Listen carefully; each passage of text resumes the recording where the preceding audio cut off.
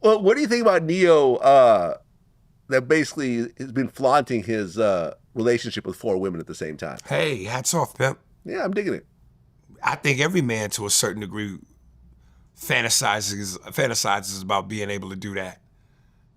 Well, most men have polyamorous relationships. It's just that the women don't all know each other. Well, I mean, They're just not aware of it. Yeah, well, You see what I'm saying? There's a lot of men That's what dabbling I'm in saying. that. How many dudes have like 2-3 side chicks? No, but and a wife. The hat tip is to be able to have them know about it. Yeah, and it work out. You know, it's not as hard as most people think it is. I know that I've been with women who are totally fine with me being with other women. I've been with women that like to see me. Like, they don't want me to have sex with other women unless they're there and they're involved in it. Watching, or they're in the bed too? Yeah, both.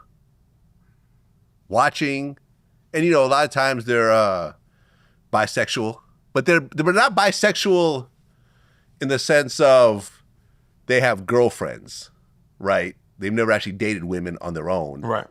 But they're only bisexual because they like to have threesomes. You see what I'm saying? But on their own, they're not messing with women without their man involved in it. See what I'm saying? Yeah, listen, as much as I might fantasize about how fun that would be, I'm also realistic in the sense that, you know, it's hard to please one woman sometimes, let alone 4 of them. Like, you know, it's got to be a drag on your energy.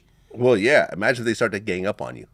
Imagine when they start to meet up, you know, amongst themselves and be like, listen, we all need more money. We all need better cars.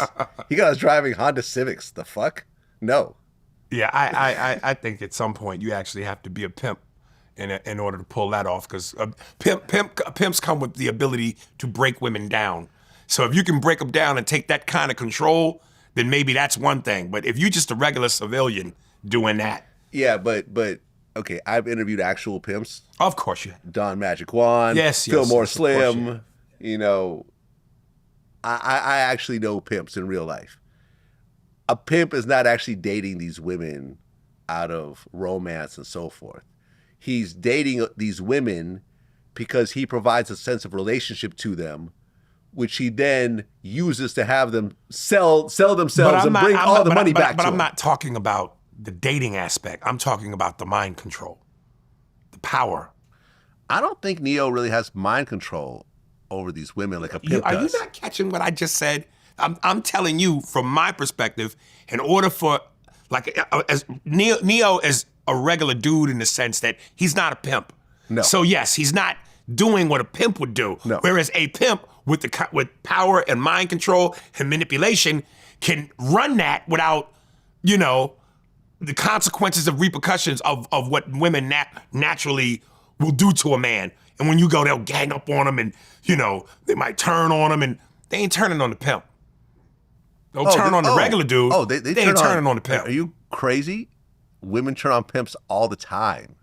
In fact, that's always the pimp's biggest headache. That he usually has like a bottom girl, and then he has the other girls, and like, you hear of stories all the time where one of them kills the other one or stabs the other one. There's constantly fights. Wait, the girls stab the other girls? Yes. Do they stab the pimp? Usually no. Okay, exactly, motherfucker.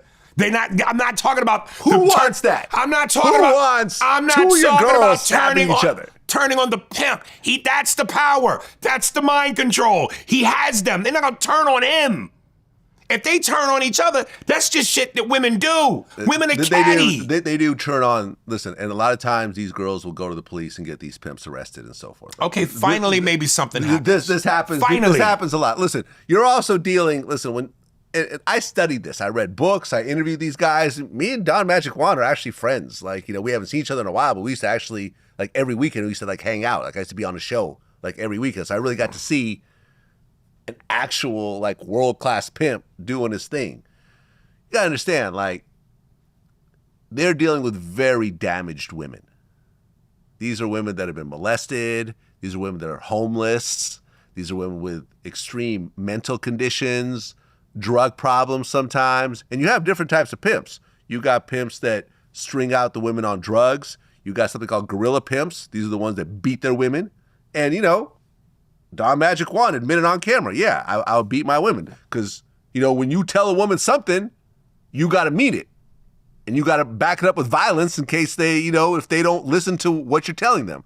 This is not I used to really kind of like admire pimps. Wow, they have all this control. Once I learned about them, I'm like, nah, I don't want no piece of this. I'm cool.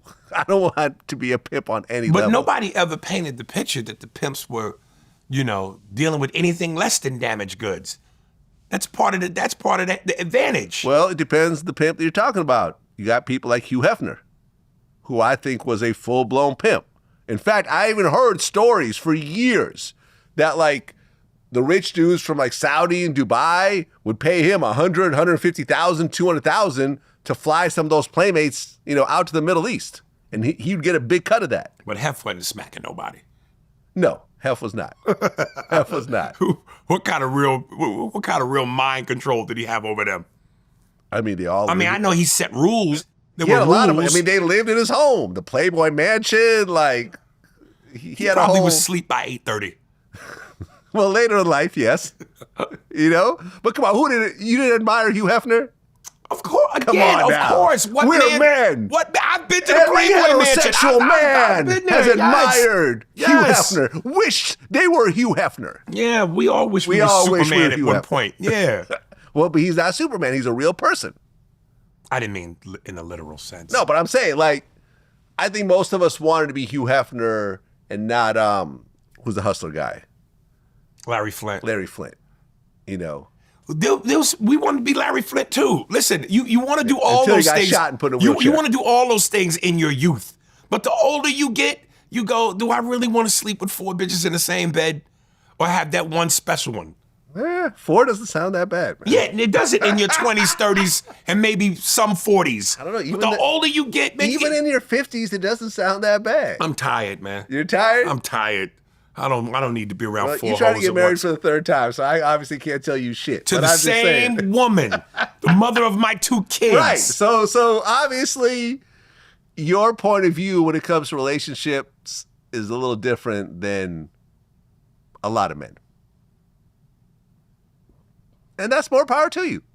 I applaud the fact that, you found someone that you really love and you're sticking with.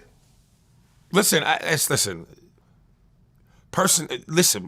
When things are magical between us, we're like Michael Jordan and Scottie Pippen before the bullshit. But when things aren't good between us, we're Israel and Palestine. You know what I mean? We go hard.